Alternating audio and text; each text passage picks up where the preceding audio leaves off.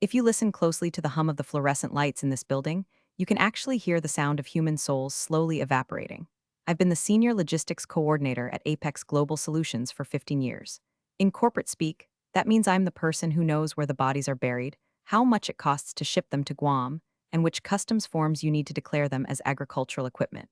I've survived 3 mergers, 5 CEOs, and a breakroom microwave that has been radiating a smell I can only describe as burnt popcorn mixed with despair since the Obama administration.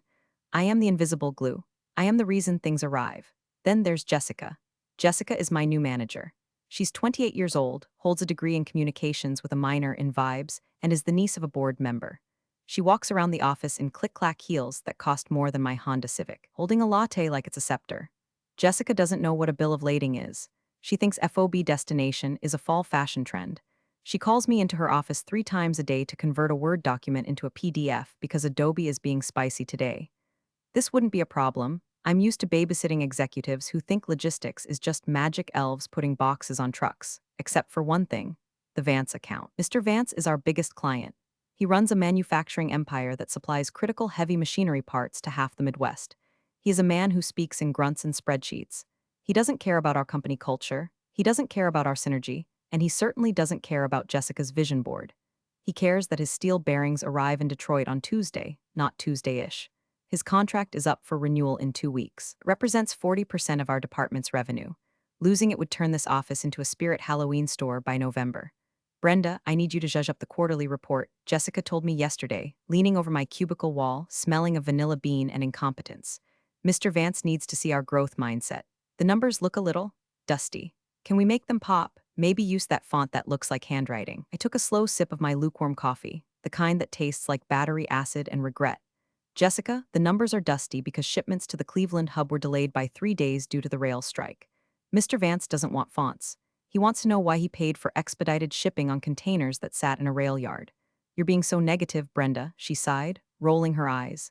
It's about the narrative. We need to control the narrative. If we just manifest success, the client will feel that energy.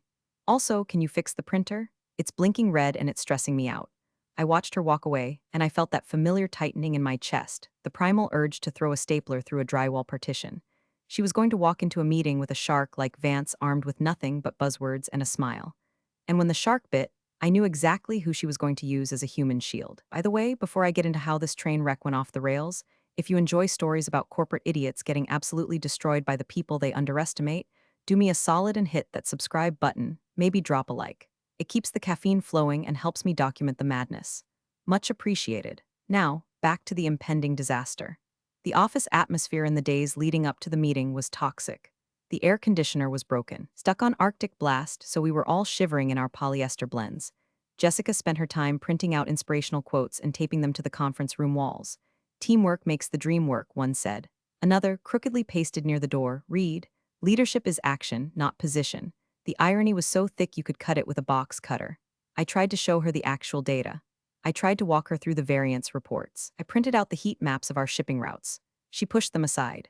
Brenda, stop drowning me in details. I'm a big picture thinker. You handle the weeds, I handle the sky. The problem with staring at the sky, Jessica, is that you don't see the open manhole cover you're about to walk into.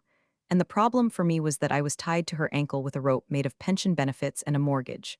I knew, deep down in my bones, that judging up the numbers wasn't just about fonts. It was about hiding something. I just didn't know how bad it was yet. 2 days before the presentation, the big picture started to look a lot like a felony. Jessica had finally emailed me her draft of the presentation.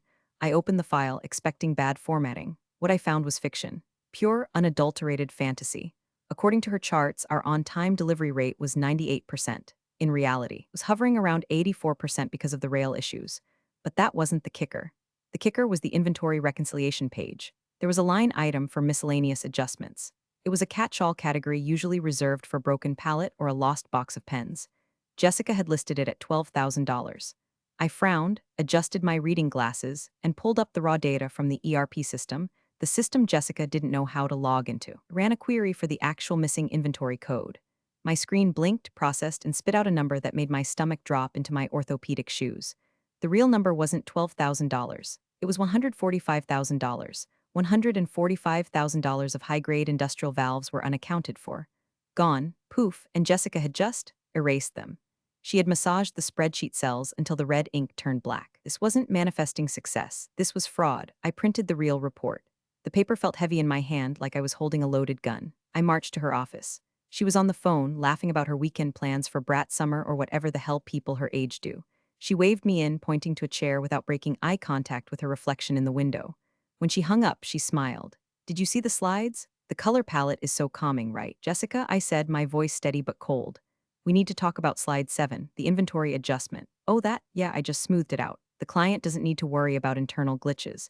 We'll find that stuff eventually. It's probably just misplaced in the warehouse." "It's 145 grand, Jessica. You can't smooth out the cost of a luxury sedan. If Mr. Vance audits us, and he will, he's going to see that we falsified the ledger. This isn't a glitch. This is cooking the books." Her smile didn't falter, but her eyes went dead. It was like looking at a shark that had just spotted blood in the water. "Brenda, I don't think you understand how this works.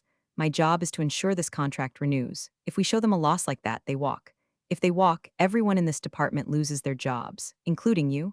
Are you telling me you want to be unemployed at 54 because of a clerical error?" She emphasized 54 like it was a terminal diagnosis.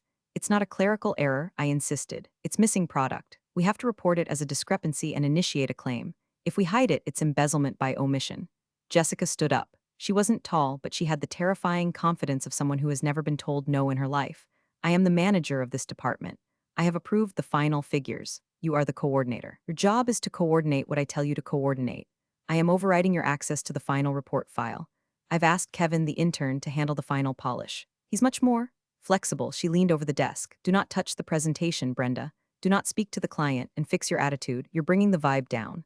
I walked back to my cubicle, my hands shaking, not from fear but from rage. She had just locked me out of the system. She was going to use Kevin, a kid who thought net 30 meant a tennis score, to commit fraud. I sat down and stared at my monitors, the fan in my computer tower whirred, sounding like a dying aircraft engine. I had a choice. I could keep my head down, let her crash the car, and hope I didn't die in the wreckage, or I could protect myself. I opened a hidden folder on my personal drive. I named it the receipts. I started downloading everything. Every email where she refused to look at the data. Every raw shipping log. The timestamped screenshots of the inventory before she smoothed it. If she wanted to cook the books, fine. I was going to make sure I had a copy of the original recipe. That afternoon, I entered what I call the ghost mode. To the naked eye, I was just Brenda, aggressively typing emails and occasionally sighing at the coffee machine. But in reality, I was conducting a forensic audit that would make the IRS blush. Jessica had revoked my edit access to the presentation, but she was too stupid to realize she hadn't revoked my read-only access to the back-end shipping manifests. She thought deleting a line in Excel made the physical object disappear from the face of the earth. She didn't understand that every pallet has a barcode, every barcode has a scan history, and every scan history has a GPS tag. I traced the missing valves. They hadn't been lost. They had been shipped. According to the system, they left our secondary warehouse in Toledo 3 weeks ago. The destination was listed as Vance Manufacturing Plant B. But when I looked at the carrier logs, the actual trucking data, the GPS coordinates didn't match Plant B. They matched a storage unit facility in a sketchy industrial park off I-75. Why would we ship $145,000 of inventory to a self-storage lot? I needed confirmation.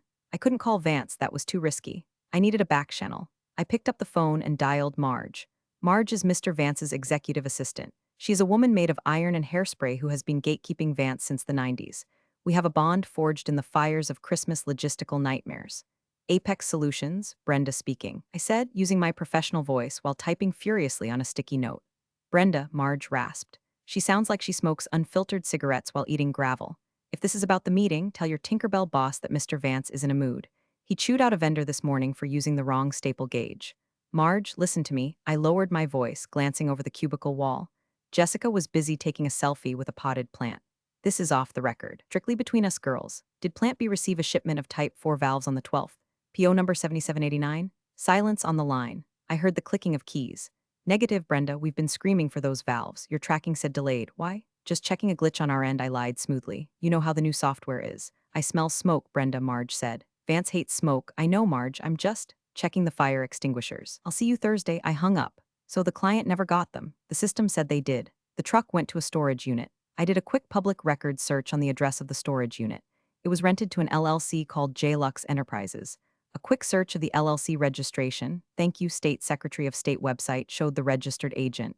Tyler J. Miller? I froze. I knew that name. I had seen it on the glittery save the date card tacked to the corkboard in the break room. Tyler Miller was Jessica's husband. My blood ran cold. This wasn't just incompetence. This was embezzlement.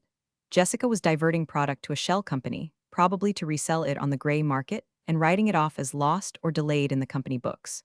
She was stealing from Mr. Vance to fund her lifestyle, and she was forcing me to help her cover it up. I looked across the office at her. She was laughing at something on her phone, twirling a strand of hair. She looked so harmless, just a corporate girlie trying to survive. But beneath that fast fashion blazer was a criminal. I saved the LLC documents to my the receipts folder. I backed everything up to a thumb drive. I put the thumb drive in my bra. I wasn't taking any chances. The war had started. She just didn't know I was the only one with ammunition. Thursday morning arrived with the subtlety of a migraine. The sky was a bruised purple, and the rain slashed against the office windows like it was trying to break in. I wore my battle armor, a navy blue pantsuit I bought at Macy's 5 years ago that makes me look like a disapproving judge. I arrived early, but Jessica was already there. She was manic, rearranging the chairs in the conference room, vibrating with caffeine and nerves. "Brenda," she chirped, her voice an octave too high. "Good morning. Okay, so, change of plans." She walked over to me and physically took the stack of folders I was holding. These were the backup packets, the ones containing the actual, unvarnished data I had prepared just in case. "We're not using these," she said, tossing them onto a side table like they were trash. I printed fresh copies of the final deck. Kevin put them in these cute binders with the clear covers. It looks so much cleaner. I looked at the binders. They were filled with fluff. Colorful charts that meant nothing, stock photos of smiling warehouse workers, and the falsified numbers. "Jessica," I said quietly, "Mr. Vance is going to ask about the valves. You know he is." "I'll handle Vance," she snapped, her smile vanishing. She stepped into my personal space. "Here is your role today, Brenda. You sit at the end of the table, you take notes. If he asks a technical question, you give a vague, positive answer and defer to me. You do not go into the weeds, you do not bring up the delay, you smile, you nod, and you let me close the deal. Do we understand each other?" "I understand," I said, and I did. I understood that she was digging her own grave and asking me to hold the shovel. "Good. Now go get the coffee service ready. He likes the dark roast." I was being relegated to a waitress in a meeting I should be leading. I walked out to the reception area. Boiling, my thumb drive was burning a hole against my skin. At 9:55 a.m., the elevator doors slid open. Mr. Vance stepped out. He's a man who looks like he was carved out of granite and left out in the rain. He wore a gray suit that cost more than my house, and he carried a battered leather briefcase. Marge trailed behind him, looking like a hitman's grandmother. Vance scanned the room. His eyes landed on the receptionist, terrified, the ficus plant dusty. Finally me, he stopped. He didn't smile. Vance doesn't smile. But he gave me a look. It was a micro-expression, a slight tilt of the chin, a narrowing of the eyes. It was the look of a man entering a room he suspects is booby-trapped, looking for his only ally. I didn't say a word. I couldn't. Jessica was watching from the conference room doorway. I just held his gaze for 2 seconds. Then I gave a single, almost imperceptible nod. "I'm here, I'm watching. Be ready." Vance's grip on his briefcase tightened slightly. He understood. "Mr. Vance," Jessica squealed, rushing out with her hand extended. "Welcome, we are so excited to show you our vision for the next fiscal year." He looked at her hand like it was a dead fish, then shook it briefly. "Let's get on with it," he grumbled. "I have a lunch in Toledo." We filed into the conference room. Jessica took the head of the table. Vance sat opposite. I sat at the far end, the designated mute. Jessica opened her binder. So she began, flashing a blinding smile. "At Apex, we don't just move boxes, we move dreams." Vance let out a sigh that sounded like a tire losing air. I opened my notebook, uncapped my pen, and waited for the slaughter. The first 20 minutes were excruciating. Jessica presented slides that had more clip art than data. She used words like synergistic velocity and holistic fulfillment. Vance sat there like a statue, his face unreadable, slowly tapping his heavy gold pen against the mahogany table. Tap, tap, tap. It was a countdown. And here, Jessica said, beaming as she flipped to the fatal slide, "You can see our efficiency metrics. We've achieved a 98% on-time delivery rate, and our inventory shrinkage is practically zero. We are running a tighter ship than ever." The tapping stopped. Vance looked at the slide. Then he looked at Jessica. "Zero shrinkage?" he asked. His voice was low, a rumble of thunder before the storm. "Basically zero," Jessica chirped, "just standard adjustments." "Peanuts, really?" Vance slowly opened his own folder. He pulled out a sheet of paper. "That's interesting. Because my floor manager in Detroit says we are missing a shipment of Type 4 valves. A shipment worth $145,000. He says your system shows them delivered, but we never signed for them." Jessica didn't flinch. Had rehearsed this lie. "Oh, that. Yes, we looked into that. It was a carrier scanning error. The drivers often scan early. They are actually en route right now. They'll be there by tomorrow morning, guaranteed." She lied with such ease it was breathtaking. She was gambling that she could scramble and buy the replacements on the gray market or simply delay him until she could blame a trucking accident. Vance turned his head slowly. He didn't look at Jessica. He looked down the long table, directly at me. Brenda, he said, is that true? Are the valves en route? The room went silent, the air conditioner hummed. Jessica shot me a look that was pure venom, a warning, stick to the script, nod, smile. I stood up, my knees popped. I felt a strange sense of calm wash over me. I was done carrying the water. I was done hiding the bodies. No, Mr. Vance, I said clearly, they are not en route. Jessica's head whipped around. Brenda, I ignored her. I opened my notebook. The valves were scanned delivered 3 weeks ago. But the GPS coordinates do not match your facility. They match a storage unit in Lucas County. Brenda, Jessica stood up, her face flushing a blotchy red. That is outdated data. You are confusing the client. I have the carrier logs right here. I continued, my voice gaining strength. The goods were diverted. They are currently sitting in Unit 404 at JLux Enterprises. Halfway through my report, my manager slammed the table. Stop talking, she screamed. You are making US look incompetent. The slap of her hand against the wood echoed like a gunshot. Her mask had slipped completely. She wasn't the vibes manager anymore, she was a cornered animal. You are out of line, Jessica yelled, pointing a manicured finger at my face. Get out of this meeting right now, I will handle this. The room went dead silent. Jessica was panting slightly. She looked at Vance, forcing a terrified smile. I am so sorry, Mr. Vance. Brenda is. She's been having some personal issues. She's confused, I'll take it from here. I closed my notebook calmly. I didn't look at Jessica, I looked at Vance. He hadn't moved. He was watching Jessica with the cold curiosity of a scientist observing a bacteria sample. I picked up my pen. I'll leave you to it, I said. I turned and walked toward the door. The sound of my sensible heels on the carpet was the only noise in the room. As I reached the handle, my phone buzzed in my pocket. I stepped into the hallway and pulled it out, a text message. From Vance client? Step out, she's about to learn. Check your email in 5 mins. I looked back through the glass wall. Jessica was talking rapidly, waving her hands, trying to salvage the wreckage. Vance was just staring at her, a small, cruel smile finally touching his lips. Wasn't trapped in there with her. She was trapped in there with him. I didn't even make it back to my desk to get my purse before Paul, the security guard, intercepted me. Paul is a sweet guy who usually smuggles me extra donuts, but today he wouldn't meet my eyes. I'm sorry, Brenda, he mumbled. Jessica called the front desk. She said you're to be escorted off the premises immediately. Gross insubordination or something. It's okay, Paul, I said, patting his arm. Me just grab my coat, she said. She said you can't go back to your desk. She said she'll have your things boxed up and mailed to you. You have to go now. I laughed, a dry, harsh sound. She was terrified I'd log back in and download more evidence. She didn't know the thumb drive was already nestled against my left lung. I walked out into the rain. I sat in my 2014 Honda Civic, the fabric seat smelling like old commute coffee. The adrenaline was fading, replaced by the cold, hard reality of mortgage payments. I was 54 years old. I had just nuked my career. Who hires a whistleblower logistics coordinator? My phone pinged, an email notification. From HR automated system subject, notice of termination effective immediately. There it was. Done. I stared at the screen, watching a raindrop trace a path down the glass. I felt hollow. Then the phone rang. It wasn't a local number. It was a Detroit area code. Hello? Brenda, the gravelly voice said. It's Vance. I sat up straighter in the driver's seat. Mr. Vance, I want to apologize for the scene in there. I didn't mean to. Shut up, Brenda. He cut me off, but there was no malice in it. You didn't cause a scene. You prevented a larceny. I've suspected something was wrong with your shipping accounts for months. The math didn't add up, but I couldn't prove it from the outside. I needed someone on the inside to confirm the storage unit theory. You knew? I asked, stunned. I suspected. When you gave me the nod in the hallway, I knew you were ready to drop the hammer. And when you read those coordinates, that was poetry. I heard the sound of a car door closing on his end. Listen, I just fired Apex. I terminated the contract for cause, fraud, and breach of trust. Their stock is going to tank by tomorrow morning. I see, I stammered. Well, I guess we're both out of a job then. Hardly, Vance grunted. I have a mess to clean up. I need to audit the last 2 years of Apex's billing to see how much she stole. I don't trust their internal people. I need an outside consultant. Someone who knows their system better than they do. Someone who hates bullshit. My heart skipped a beat. I'm offering you a contract, Brenda. Independent auditor. You report directly to me. Your rate is triple what they were paying you. And your first assignment is to go back into that building and find every dime that woman stole from me. I looked at the Apex building through the rain-streaked windshield. I saw the lights of the conference room on the 3rd floor. Jessica was probably in there right now, spinning some new lie, thinking she had won because she got rid of me. Triple? I asked. Plus expenses, Vance said. I want you back there on Monday. But this time, you don't work for them, you own them. A slow smile spread across my face. I'll need a badge, I said. You'll have it, Vance replied. Welcome to the team, Brenda. Happy hunting. Monday morning. The sun was shining. The birds were singing. And I walked into the Apex lobby wearing a new suit, cream-colored, sharp, expensive. Paul, the security guard, stood up, looking confused. Brenda, I thought, didn't they? Morning, Paul, I smiled, handing him a box of the expensive donuts from the bakery downtown. Not here as an employee, I'm a visitor. I slapped my new visitor badge on the scanner. It didn't beep, it chimed. Vance Industries external auditor. I took the elevator up to the third floor. When the doors opened, the office was in chaos. People were running around with boxes. The rumor of the contract cancellation had hit. Panic was in the air. I walked straight past my old cubicle. It was empty, my family photos were gone. I didn't care. I walked straight to the glass-walled conference room adjacent to Jessica's office.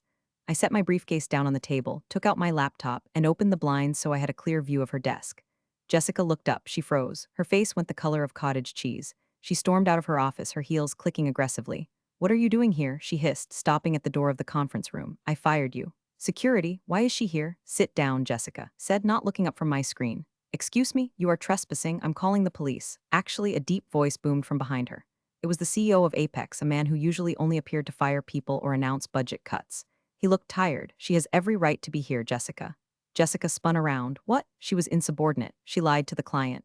"Mr. Vance has hired Brenda as the lead auditor for the fraud investigation," the CEO said, looking at Jessica with a mixture of disgust and exhaustion.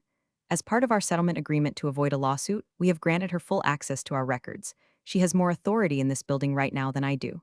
Give her whatever she wants." The CEO walked away. Jessica stood there, mouth open, looking like a fish that had jumped into a boat. I smiled at her. It was a predatory smile. "I'm going to need your login credentials, Jessica. Your email archives. Oh, and coffee, black, 2 sugars." She turned and ran into her office, slamming the door. 10 minutes later, I had the IT guys in the room. Dave and Steve. They were the basement dwellers of the company, guys who were treated like furniture by people like Jessica. They loved me because I always submitted my tickets correctly. "Hey, Brenda." Ma'am," Dave said, looking at my badge. "What do you need?" "She's deleting things, Dave," I said, gesturing to Jessica's office where she was frantically typing. "I need you to mirror her hard drive to my server. Real time, and I need you to restore the backups from last Thursday." Dave grinned. "We backed up her drive the second she fired you. We figured you'd be back, or the feds would be." "Good boys," I said, "let's dig."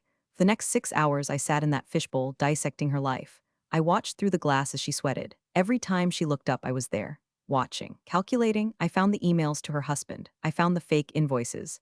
I found the consulting fees paid to her own shell company. It wasn't just the valves. It was toner cartridges. It was pallets of copper wire. It was thousands of dollars in team-building lunches that were just her and her friends getting margaritas.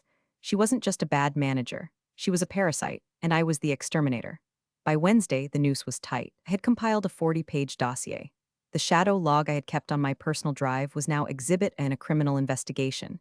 Jessica knew it was over. You could see it in the way she walked, shoulders hunched, eyes darting around. She had stopped wearing the click-clack heels. She was wearing flats like she needed to be ready to run. Around 2 p.m., I went to the ladies' room. I was washing my hands when the door opened and Jessica slipped in. She locked it behind her.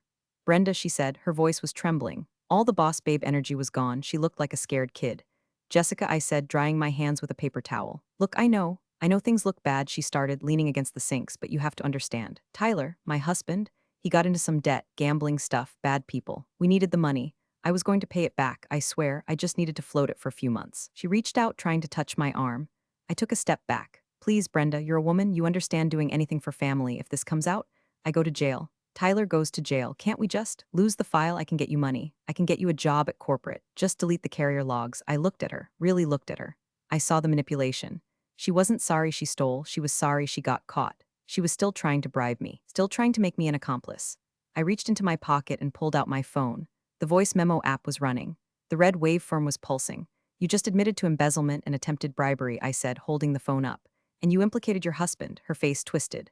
The fear vanished, replaced by pure, ugly hate. "You bitch, you bitter, old, dried-up bitch. You planned this. You wanted my job." "I didn't want your job, Jessica," I said calmly, stopping the recording. "I wanted you to do yours, but you were too busy playing pretend." I walked past her. She grabbed my arm. "You can't do this." I pulled my arm away. "It's already done. I sent the preliminary report to the board and Mr. Vance 10 minutes ago. They're waiting for us in the boardroom." I unlocked the door and walked out. The boardroom was full. The CEO, the CFO, the head of legal, and Mr. Vance via video link all had copies of my report. The shadow log was projected on the screen. It showed the side-by-side comparison, the fake numbers vs the real numbers. Jessica walked in a moment later. She looked at the screen. She saw the LLC registration for JLux Enterprises. She saw her husband's signature. She didn't scream. She didn't fight. She just deflated. She sank into a chair, looking very small. "Jessica," the CEO said. His voice was like a gavel. "We have the police waiting in the lobby. We suggest you cooperate." I sat at the end of the table, the same spot where she had told me to sit and be quiet a week ago. But this time, everyone was looking at me. Brenda, the CEO, said, "This is thorough, disturbingly thorough. I take my job seriously, sir," I said. "Logistics is about knowing where things are." I knew where the money was. Mr. Vance laughed on the video screen. A dry, rasping bark. "She's a killer. Told you?" The walk of shame is a corporate cliche, but seeing Jessica escorted out in handcuffs was something else entirely. It wasn't triumphant, it was just sad. She was crying, her mascara running, screaming something about how it was all a misunderstanding. Her husband, Tyler, had been picked up at the storage unit an hour earlier. The office was silent as the police led her away. No one filmed it. No one laughed. We just watched the ghost of a career leave the building. I packed up my laptop. My work was done. The audit was complete. Vance had his money back, or at least the insurance claim was solid. "Brenda, wait," the CEO caught me by the elevators. "Sir?" "Look, we made a mistake," he said, running a hand through his thinning hair. "Letting you go, letting her run things, it was a mistake. We want you back, senior manager of logistics. A raise, corner office. We need someone with integrity to rebuild the department." I looked at him. A week ago, I would have killed for that offer. I would have framed it. But standing there in my cream suit with a check from Vance Industries in my purse that was worth 6 months of my old salary, I felt different. I realized I didn't want to fix their mess. I didn't want to be the glue anymore. "I appreciate the offer," I said, "but I think I've outgrown this place." "We can match Vance's offer," he pressed. "It's not about the money," I lied. "It was a little bit about the money. It's about the respect. I'm starting my own consulting firm. Mr. Vance is my first retainer. If you need help fixing your supply chain, you can hire me. My rate is on the website." The elevator dinged. I stepped in. "Goodbye, sir." I walked out to the parking lot. The rain had stopped. The air smelled like wet asphalt and freedom. As I approached my Honda, I saw a tow truck backing up. It was hooking up Jessica's white BMW. I guess the lease payments were tied to that corporate card I had flagged. The driver, a burly guy in a grease-stained jumpsuit, looked at me. "You know the owner?" I looked at the car. I looked at the empty passenger seat where she used to put her Starbucks cups. "Nope," I said, unlocking my door. "Never met her." I got in my car. I started the engine. It still made that weird rattling noise, but today it sounded like music. I rolled down the windows, turned up the radio, some classic rock station playing Tom Petty, and drove out of the lot. I didn't look back at the building. I didn't look back at the flickering lights or the soul-crushing cubicles. I just merged onto the highway, heading toward Detroit for a meeting with Vance. Turns out, you don't need to control the narrative. You just need to control the spreadsheets, and maybe keep a shadow log, just in case. You're the real MVPs of the office jungle. Thanks for watching. Smash that subscribe button, or the coffee pot might just forget your next brew.